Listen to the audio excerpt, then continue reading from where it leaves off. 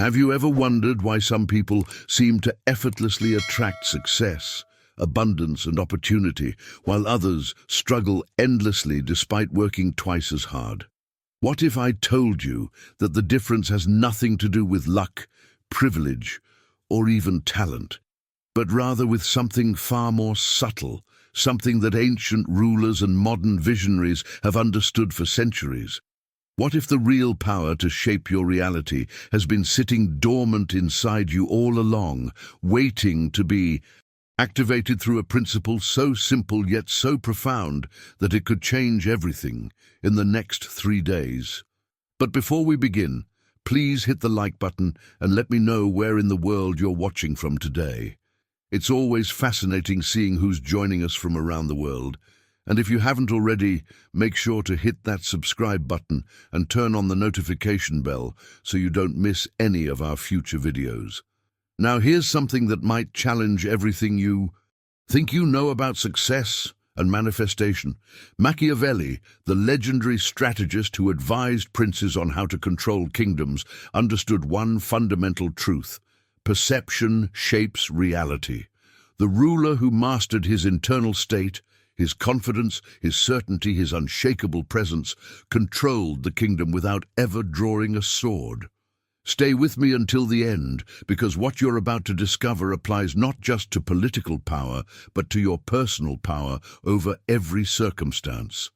In your life, you see, most people approach life backwards. They believe they need to change their external circumstances first, get the job, find the relationship, accumulate the wealth, before they can feel successful, loved, or abundant. But this creates an endless cycle of struggle and frustration. Has this ever happened to you? You push harder, work longer, force solutions, yet somehow the results remain just out of reach? That's because you're operating from the wrong principle entirely. The ancient wisdom that Machiavelli touched upon in the realm of politics applies equally to the realm of consciousness. Your internal state isn't just a reflection of your external reality. It's the very architect of it. Every thought you think, every assumption you hold, every emotional frequency you broadcast sends ripples through an invisible field of existence that responds with mathematical precision. When you dwell in fear, contraction, and scarcity, life mirrors that frequency back to you. When you rest in trust, alignment, and inner abundance, doors begin to open without force, opportunities emerge without manipulation, and what once seemed impossible becomes inevitable. This isn't about positive thinking or empty affirmations. This is about understanding that you are not a passive observer wandering through a fixed reality. You are an active creator whose vibrational state literally constructs the world you experience moment by moment. And just as a prince who masters his internal court need not conquer external territories because they surrender willingly, when you master your inner frequency, external circumstances begin to align themselves in your favor without struggle or strain. What you're about to learn in the coming moments reveals exactly how this mechanism works, and more importantly, how to activate it deliberately. Now, I want to go even deeper into this concept because here's where most people get trapped in a cycle they don't even realize they're in there. There's a hidden truth about power that Machiavelli understood centuries ago, and it applies directly to your personal transformation today. The art of strategic surrender. This sounds contradictory, doesn't it? How can surrendering be strategic? How can letting go create more power than holding on? But here's the revelation. The very act of forcing outcomes, of gripping tightly to how you think things should unfold, actually repels the very success you're chasing. Think about it this way. A skilled leader knows when to push forward and when to allow the current to carry them. They understand that sometimes the most powerful move is to stop fighting the river and instead flow with it. This isn't passivity, it's intelligence. When you release the struggle to control every detail, when you stop trying to manipulate circumstances into submission, something extraordinary happens. Your energy shifts from desperation to certainty, from contraction to expansion, and that shift in frequency opens pathways that force could never access. Your emotions are speaking to you constantly, but most people treat them like background noise instead of recognizing them for what they truly are: messengers carrying critical intelligence about your alignment.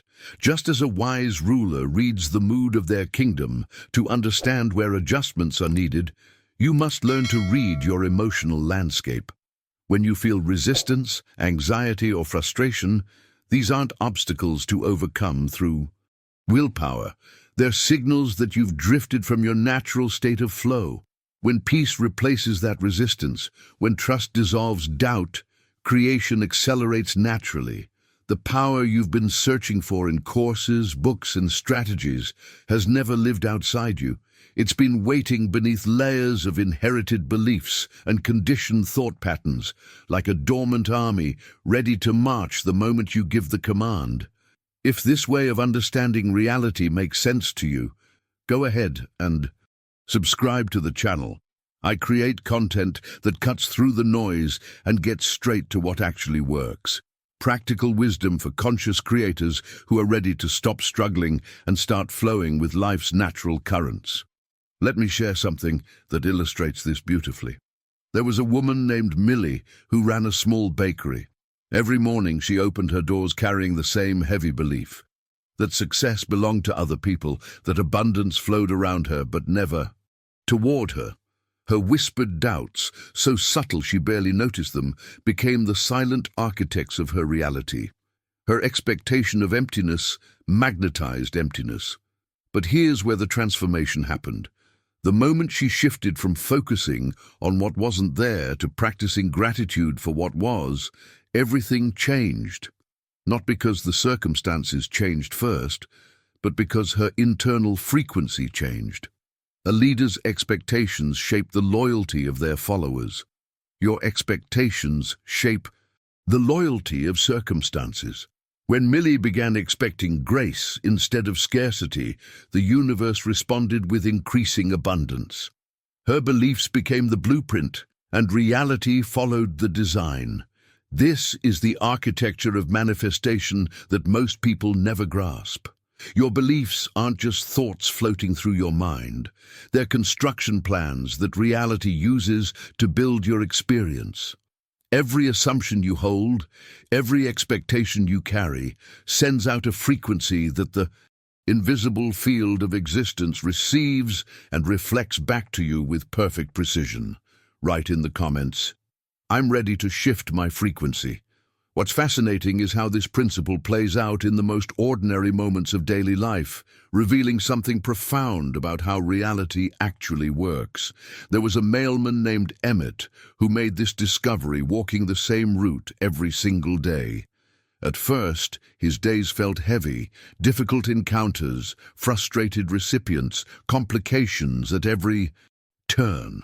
But then something shifted in his awareness. One morning, he noticed that when his inner state felt light and joyful, every face he encountered seemed to mirror that same energy back to him. Doors literally opened wider. Conversations flowed more smoothly. Even the neighborhood dogs greeted him with wagging tails instead of suspicion. This wasn't coincidence. This was the mirror of power revealing itself. Machiavelli understood that a prince's disposition influences the entire court. That the energy at the center radiates outward and shapes everything it touches. Emmett discovered the same principle operating in his personal reality. When he carried sunshine in his thoughts, the world became sunnier. When anxiety clouded his mind, obstacles multiplied. This is the subtlest and most powerful form of influence, not commanding reality through force, but resonating at a frequency that reality naturally aligns with. The world becomes your ally the moment you befriend yourself, the moment you stop treating your internal state as insignificant background noise and recognize it as the broadcast signal that's constantly shaping your experience. This brings us to something I call vibrational diplomacy, the art of negotiating with reality through frequency rather than force. Ancient wisdom has always spoken about this, though the language changes across cultures and centuries. Each thought you think sends ripples through an invisible web of connection, calling forth experiences that match its energetic signature. Here's the game-changing insight that transforms everything. You don't need to wait until abundance appears to feel abundant. In fact, that's the entire secret hiding in plain sight. You must practice the art of living from abundance before it manifests physically. This is strategic perception at its finest, appearing wealthy before possessing wealth, embodying success before achieving it, radiating love before receiving it. Because the appearance, the frequency, the vibration comes first, and physical reality follows like a shadow follows its source. Consider Clara, who worked with flowers. Her arrangements were technically skilled, but something was missing until she made a crucial discovery. Her flowers didn't respond to her knowledge or technique, they responded to the frequency of her heart.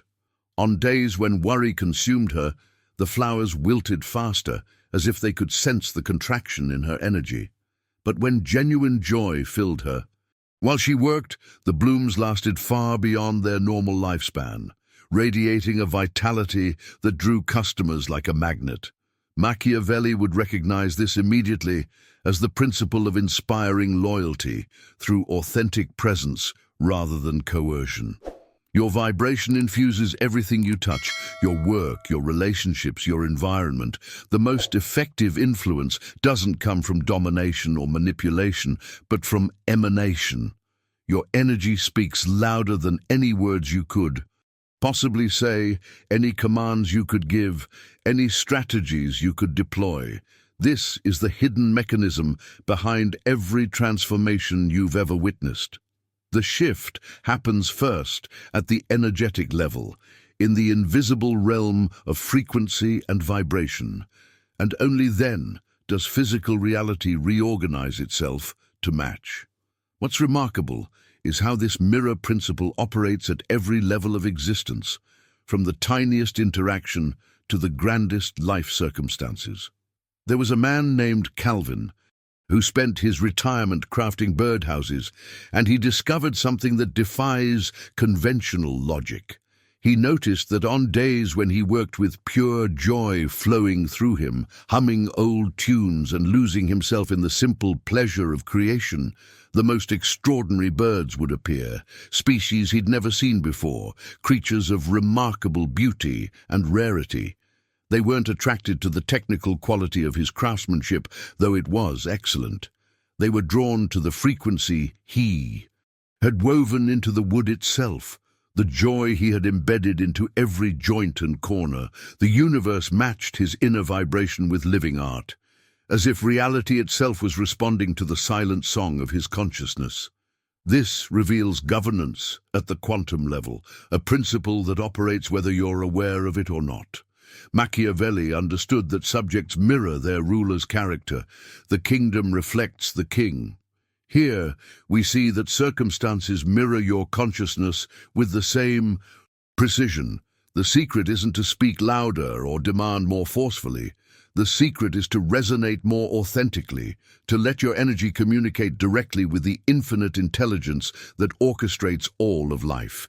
This is influence, without manipulation, power without control. Hattie experienced this revelation in the most unexpected setting, her small thrift store filled with forgotten objects waiting for new life. For years, she couldn't understand why certain days brought warmth and connection, while others felt cold and transactional. Then the truth dawned on her. Each interaction was serving as a perfect mirror, reflecting back the exact vibration she was offering. On mornings when worry consumed her thoughts, even her most loyal customers seemed distant and critical. But on days when gratitude filled her heart, strangers would enter and immediately feel at home, finding treasures they didn't know they were looking for. Every person who walked through her door was reflecting her frequency back to her with stunning accuracy. This is strategic intelligence at its finest. Just as Machiavelli advised princes to read the reactions of others to understand their own effectiveness, you can use every interaction as feedback about your energetic broadcast. The world you experience isn't fixed, it's fluid, responding moment by moment to your inner state. When you grasp this, when you truly understand that every person you meet is essentially mirroring your frequency, you gain access to real-time information about what you're emanating. This transforms everything from a mysterious struggle into a clear navigation system. And here's where the revelation deepens even further. There was a nurse named Elsie who discovered that her soft-spoken encouragement healed patients faster than clinical detachment ever could. She noticed that when she spoke with genuine warmth and unwavering certainty in their recovery, their vital signs would stabilize more quickly. Their spirits would lift, their bodies would respond as if answering a loving invitation. True power, she realized, doesn't come from forceful demands or authoritative commands. It flows from gentle certainty, from whispered faith that carries more weight than shouted orders. The universe responds to clarity of vibration, not volume of request. This is command through resonance rather than coercion. Understanding this principle of gentle certainty opens the door to something even more powerful, the arithmetic of gratitude, which operates on entirely different mathematics than what we've been taught.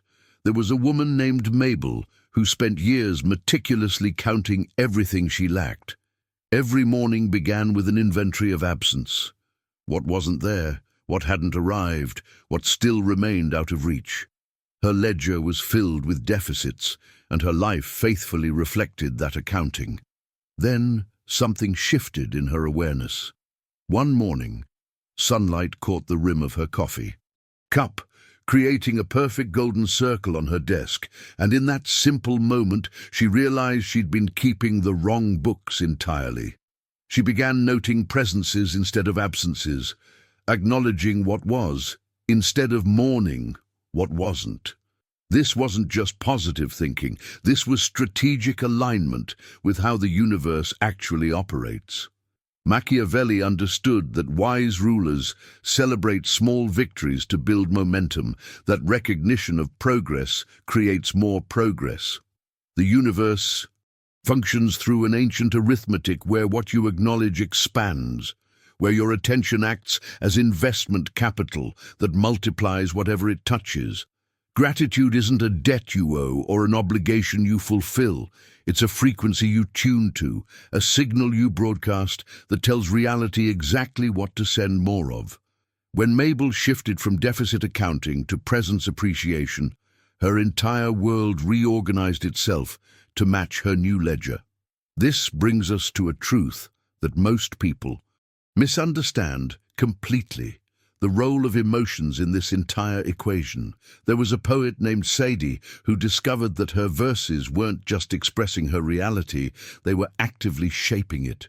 Every poem of heartache she wrote seemed to magnetize more heartache into her experience. Her emotions weren't mere responses to life, they were architects designing her circumstances. Machiavelli taught princes to master their passions because he understood that uncontrolled emotions lead to uncontrolled kingdoms. Your feelings serve as precise instruments, delicate compasses, constantly pointing toward or away from alignment with what you desire. If something shifted for you while watching this, hit that like button.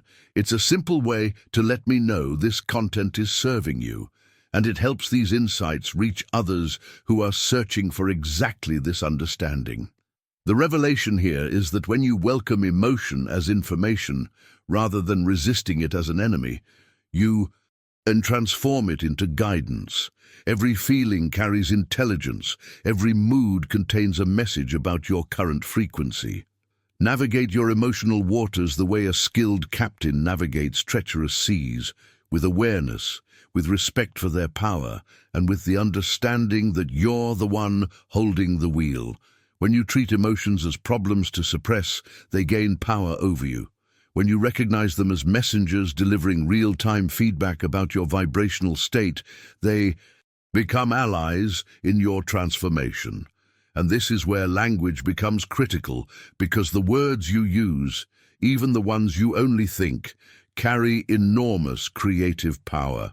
There was an artist named Pearl whose whispered, "I can't," became a self-fulfilling prophecy that haunted every canvas. Machiavelli knew that words are weapons, that language shapes perception, and perception shapes reality. Choose your words as carefully as you would choose soldiers for battle, because each phrase you speak emanates an energetic pattern that the universe receives as a command. When Pearl finally replaced "I can't" with "I am creating," her entire artistic journey transformed. Your vocabulary is your territory. Every word you claim or reject either expands or contracts your realm of possibility. The power of language goes even deeper when you understand that choosing your perspective is essentially a political act, a declaration of sovereignty over your own reality. There was a shopkeeper named Walter who ran a small market, and he made a decision that changed everything. Instead of describing his days as busy or struggling to keep up, he began speaking of his work as abundant and flowing with prosperity. This wasn't denial of reality. This was the construction of reality through linguistic vibration. Machiavelli understood that whoever controls the narrative controls the kingdom. When Walter shifted his language from struggle to abundance, his market began to prosper in ways that defied logical explanation. Customers multiplied, inventory moved effortlessly, and opportunities appeared from nowhere. This reveals something crucial. Speak as if the universe is leaning in close, taking careful dictation of every word you say. Your language carries power far beyond its dictionary definition. Words are the currency of manifestation, the soldiers of your personal empire. Every phrase you use either expands your territory or contracts it, either strengthens your position or weakens it. This is why transformation often begins not with massive action, but with subtle shifts in how you describe your experience to yourself and others. But language alone isn't enough if the beliefs beneath it remain unchanged. There was a woman named Dot who watched prosperity flow all around her, through her neighbors' lives, through her colleagues' careers, but never toward her own doorstep. She couldn't understand why opportunity seemed to favor everyone except her, until she made a startling discovery. Belief functions as spiritual currency in the economy of manifestation. Every conviction you hold becomes an investment that multiplies according to its nature. If you believe you're unworthy, that belief compounds like interest, creating more experiences of unworthiness. If you believe you're destined for abundance, that conviction attracts circumstances that confirm it. Machiavelli advised that fortune favors those who believe in their own destiny with unwavering certainty. The universe doesn't respond to wishful thinking or desperate hoping. It responds to deep conviction, to beliefs held with such certainty that they function as spiritual investments. When Dot finally recognized her own worthiness, when she shifted her core belief from "abundance isn't for me" to "I am inherently deserving," she activated what can only be described as divine exchange. Her outer world reorganized itself to match her inner conviction. Invest your beliefs as wisely as a merchant invests gold, because they generate returns far beyond what any financial investment could ever produce. And here's where the journey takes an unexpected turn. There was a florist named Ivy who nearly collapsed from exhaustion before discovering a truth that changed everything. The universe operates through effortless flow, not endless struggle. She had believed that success required martyrdom, that worth must be proven through visible strain and ceaseless effort. Machiavelli knew that the appearance of ease actually intimidates opponents more than visible struggle ever could. Success requires alignment, not sacrifice. When Ivy released her grip on the belief that she had to earn her place through suffering, grace emerged naturally.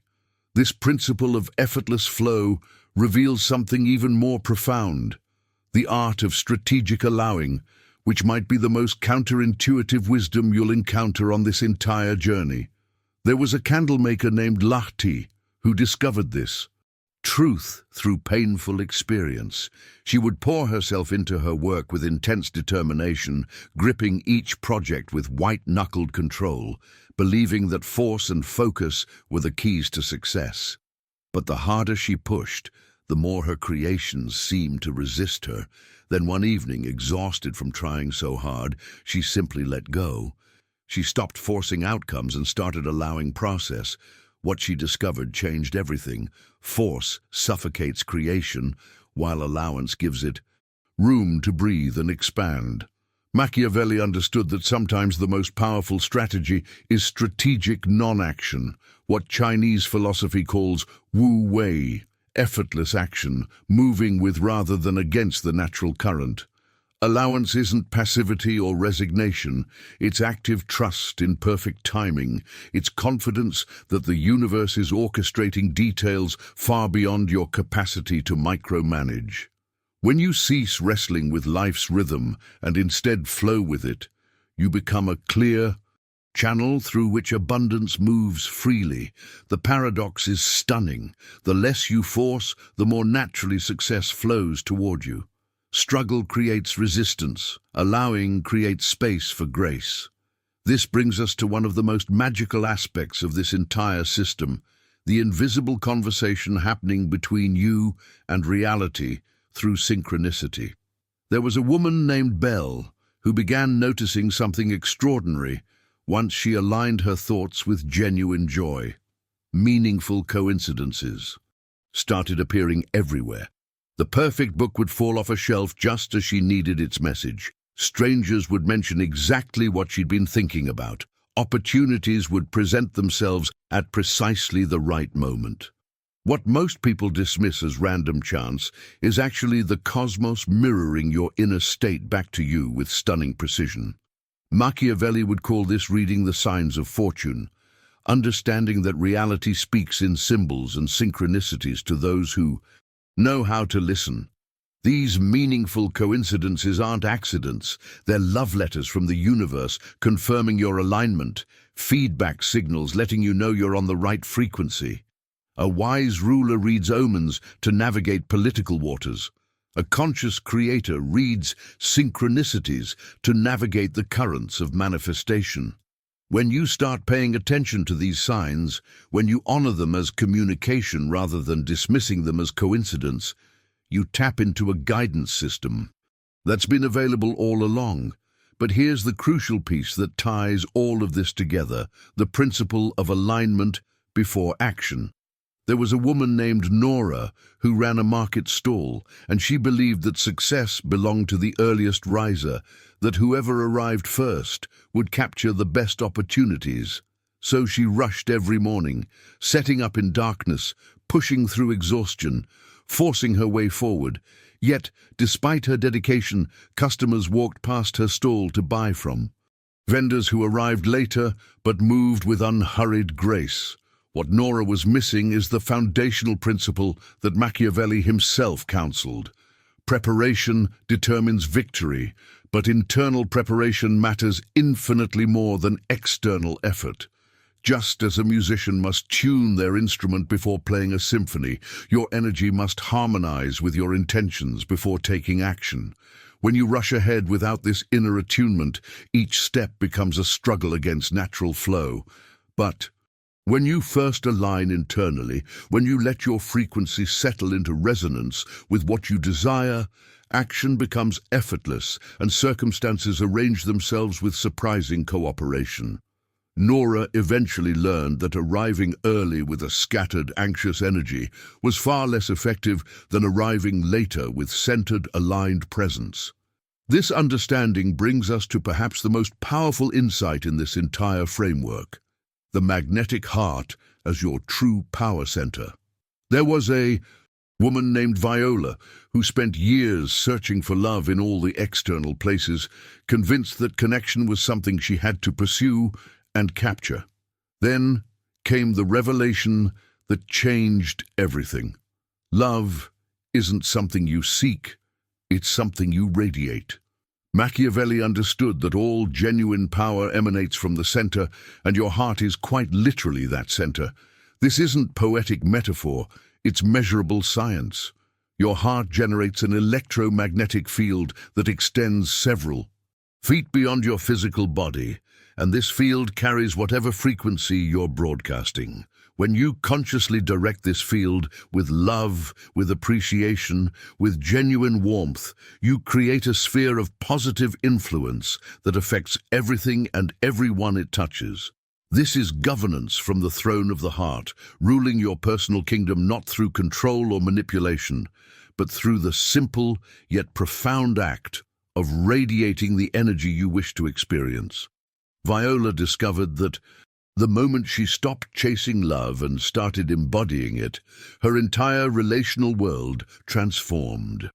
People were drawn to her naturally, connections deepened organically, and the love she'd been seeking externally revealed itself as something that had been within her all along. But even with all this understanding, there's still the challenge of timing, of wanting things to happen according to your schedule rather than life's schedule. There was a meticulous planner named June who mapped out every detail of her future with precision and care. Yet time and again, her carefully constructed plans would unravel in ways that frustrated and confused her. She couldn't understand why reality refused to cooperate with her timeline, until she finally surrendered to a truth that Machiavelli himself taught. Fortune has her own schedule, and the wise learn to adapt rather than resist. The universe operates with immaculate precision, weaving countless threads into a tapestry whose full design you can only appreciate in retrospect. Each apparent delay contains a hidden gift. Each seeming setback positions you precisely where you need to be for what's coming next. When June finally released her grip on controlling the timing and instead learned to trust the divine choreography, she discovered that what she'd perceived as obstacles were actually perfect positioning. And this brings us to perhaps the deepest transformation of all, the expansion beyond your limited identity. There was a potter named Olive who spent decades seeing herself as nothing more than a simple craftswoman. "I'm just a potter," she would say with humble resignation, never recognizing how this self-definition was actually a cage limiting her potential. Then one morning, as sunlight streamed through her workshop window and her hands moved across the clay, something shifted in her awareness. She realized she wasn't the hands, nor the thoughts about the hands, nor even the woman sitting at the wheel. She was the vast awareness observing it all, limitless consciousness, temporarily wearing the costume of a potter. Machiavelli understood that a prince limited by false modesty never achieves true greatness. Your identity isn't the small story you've been telling about yourself. It's the infinite awareness that witnesses all stories, all experiences, all expressions. Like a wave suddenly remembering it's the ocean, this remembrance changes everything. When Olive recognized her true nature as limitless, consciousness rather than a limited human doing a limited thing, her creative capacity exploded. The pottery that flowed through her hands carried a frequency that moved people in ways she could never have imagined from her smaller self-concept. This is the ultimate expansion, realizing that you are not becoming something new, but remembering what you've always been beneath the layers of conditioning and inherited belief. And that brings us full circle to where we started. Everything I've shared with you today, from the mirror principle to emotional navigation, from strategic surrender to the magnetic heart, all of it points to one fundamental truth. You are not a passive observer in a fixed reality. You are consciousness itself, actively creating your experience through the frequency you emanate moment by moment. If this resonated with you, if something clicked into place while you were listening, I'd love for you to subscribe to the channel. This is exactly the kind of content I create, Practical wisdom that actually transforms how you navigate reality, not just nice ideas that sound good but don't change anything. Hit that subscribe button so we can continue this journey together. And leave a comment saying, "This message was meant for me, so I know you made it all the way to the end." I read every single comment, and there's something powerful about declaring your presence, about acknowledging that you received what was shared here today. If you found value in this, go ahead and hit the like button. It helps more people discover these insights, and honestly, it lets me know this work is landing where it needs to land. There's a video right here that goes even deeper into how to practically apply these principles in your daily life. Click it and continue with me over there, because what we've covered today is just the beginning of what's possible when you truly understand the mechanics of conscious creation.